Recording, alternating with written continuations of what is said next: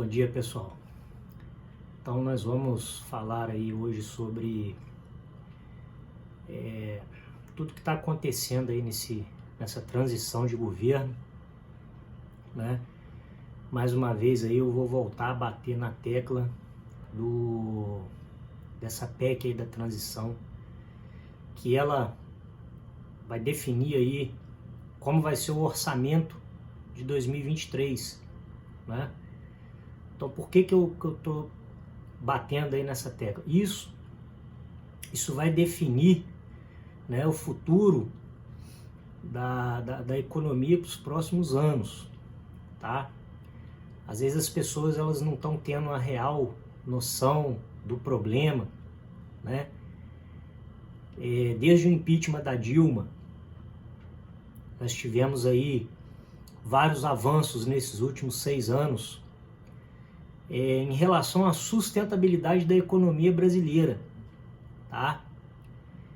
E com essa PEC da transição, não adianta pensar que é só esse ano que vão fazer isso. Não. Esse ano vão fazer a PEC da transição e pode aumentar ali os gastos além do orçamento em torno de 200 bilhões, tá? Essa PEC aí pode ser que ela coloque alguns auxílios ali, como o Auxílio Brasil e outras despesas ali fora do teto de gastos durante os 4 anos, ou pode ser que seja para sempre, tá? Então o que acontece? Isso é um risco muito grande para a economia. Às vezes as pessoas elas não têm esse conhecimento, não acompanham e tal, não têm a real noção. É para isso que eu estou fazendo esse vídeo aqui. Vou fazer uma série de vídeos, tá? Para mostrar qual o real risco, o real problema que isso traz. Então, por exemplo, quando o mercado financeiro ele mostra preocupação em relação a isso, né? Quando você vê a bolsa, por exemplo, despencar em um dia 4%, é raro acontecer isso, tá? Eu opero na bolsa de valores todos os dias. Pouquíssimas vezes eu vi a bolsa cair 4%. Pouquíssimas vezes. E o dólar disparar 4%. É raro, tá? Mas quando o mercado mostra isso, que as pessoas têm que ter a noção de que não, mas isso aí é coisa de rico, é coisa só de especulador. Não é assim que funciona, pessoal. Toda a economia, todos os países, eles precisam do mercado financeiro para sua economia funcionar. As pessoas precisam de crédito para poder comprar as coisas, bens mais caros, né? Por exemplo, carro, casas. As empresas precisam de crédito para poder expandir ou manter as suas operações. O mercado financeiro ele atua em diversas frentes, nas ações, nas previdências, né? Na parte da renda fixa, né? Nos créditos para o agronegócio, nos créditos para o setor imobiliário, né?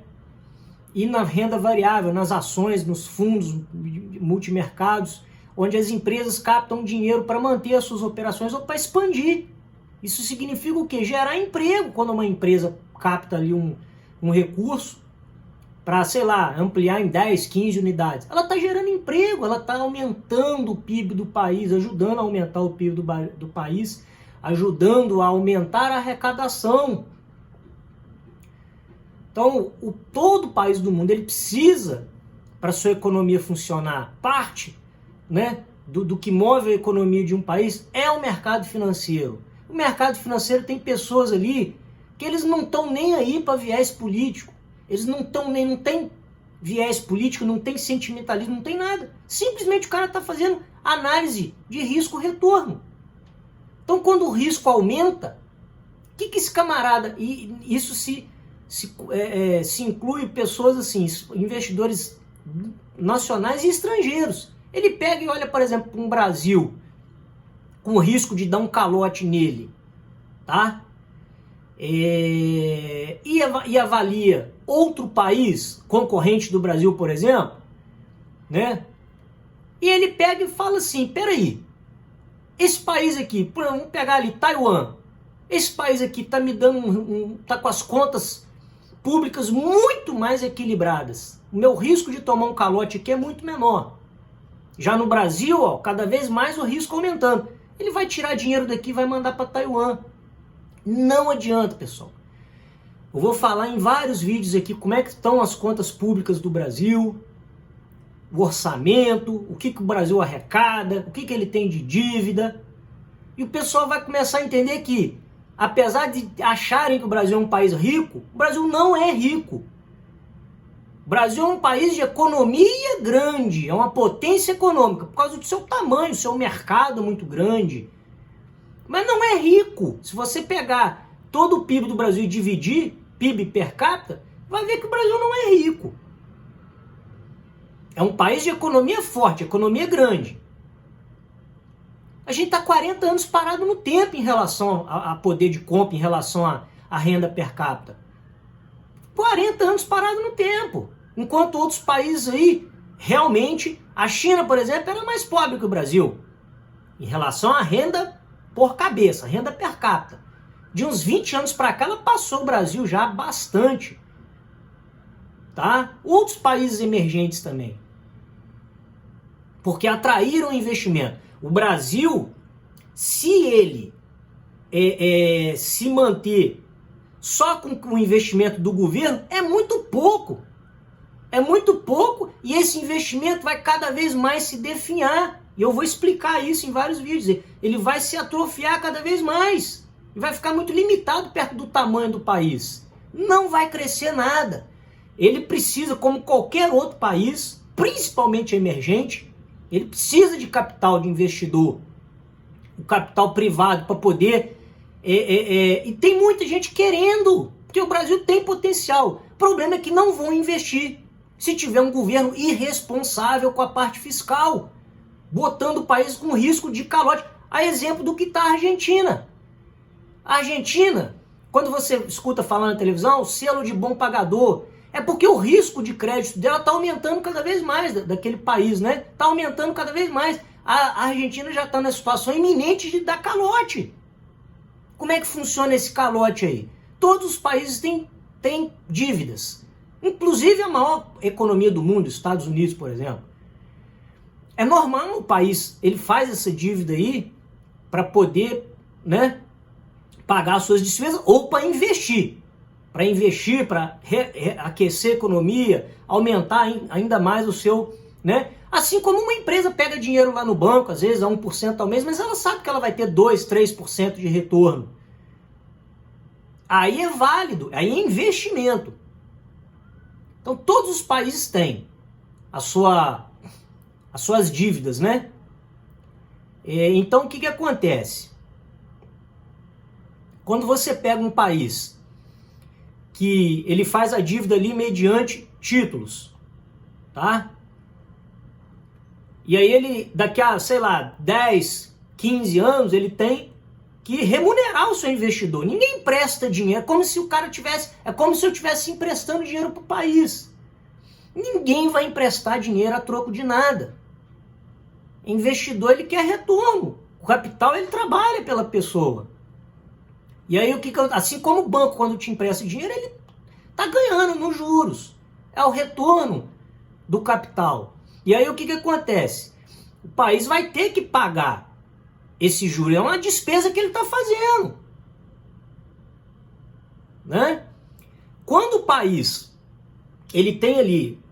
Por exemplo, quando você vai pegar dinheiro emprestado no banco, a primeira coisa que o banco vai fazer é o quê? Você vai financiar um carro, por exemplo, você vai dar alguma coisa como garantia. O carro, por exemplo, você deixa ele alienado. Né? Alienação fiduciária. É a garantia. Se você não pagar, o banco vai lá, pega o carro, depois bota leilão lá, quita lá, amortiza lá, enfim.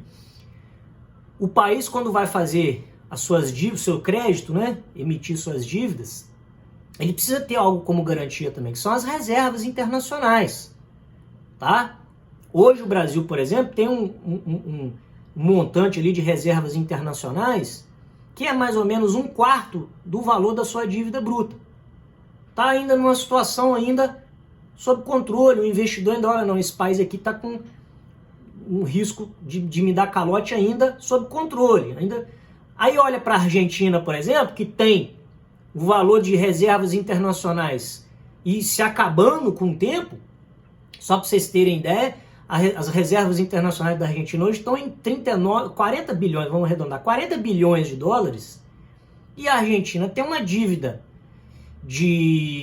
PIB, uma dívida total, né, de 400 bilhões de dólares, ou seja, 10 vezes maior do que a sua reserva. A maior parte da dívida da Argentina é em moeda estrangeira, é em dólar. E aí o que acontece? Está com risco cada vez mais iminente de dar calote. O investidor vai embora.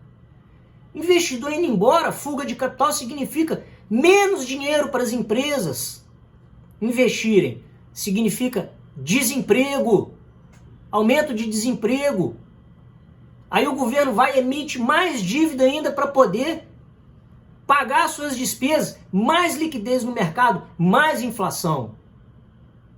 Mais caloteiro, vamos dizer assim, o governo vai ficar, maior ele vai, mais retorno ele tem que oferecer para o investidor falar assim, não, eu não invisto naquele país, a não ser que ele me dê um juro mais alto. Aí você tem que subir o juro. São dois efeitos colaterais aí, aumento de juro por causa do aumento da inflação e aumento de juro porque você está com risco maior.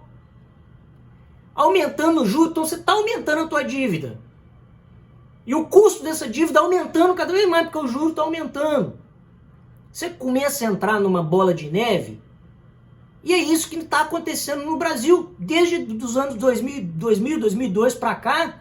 Eu vou botar um gráfico aí para vocês verem, baseado em dados, né, lá do Tesouro, que a dívida explodiu, a dívida PIB brasileira, ou seja, o risco está cada vez maior. O comprometimento com a parte fiscal está cada vez maior. Cada vez mais o investidor vai olhar para o Brasil e falar assim, esse país está ficando perigoso. E nós vamos ter cada vez menos investimento. E essa dívida ela tem um custo altíssimo. O governo paga. Por isso que ela só aumenta. O governo paga cada vez mais juros. É despesa. É dinheiro que está faltando lá na saúde e na educação. E vai faltar cada vez mais. A Argentina está nesse processo há anos já. Está indo à falência. O Brasil vai pelo mesmo caminho, tá? Eu vou fazer uma série de outros vídeos aqui para a gente esmiuçar mais esse assunto, né? Eu vou deixar só um gráfico aqui, esse gráfico aí que está aparecendo aí só para vocês analisarem. Como a dívida PIB brasileira, ela disparou. Ela disparou e está numa tendência de alta. Aí esse governo que está entrando aí há 6 anos a gente botou o Brasil no rumo de novo, para tentar controlar esse monstro que é a nossa dívida. E agora está voltando ao retrocesso de novo. Vai botar o Brasil no caminho da falência de novo. Congresso, se aprovar essa PEC da transição, provavelmente vai.